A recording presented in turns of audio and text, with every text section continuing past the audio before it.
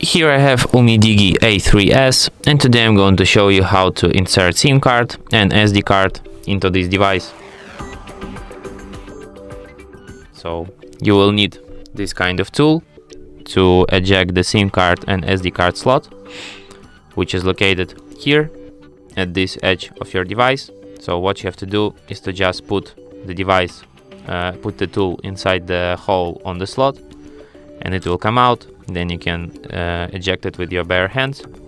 So here you have to put your SD card, and where it writes SIM1, which is usually at this slot, you have to put your SIM card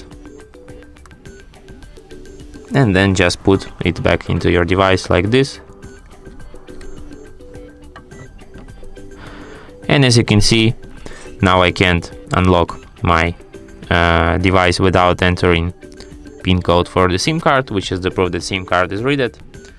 And there's also a notification that SD card found, which is the proof that SD card is also read.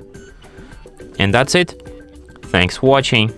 If you find this tutorial useful, don't forget to hit that like button and subscribe to our channel.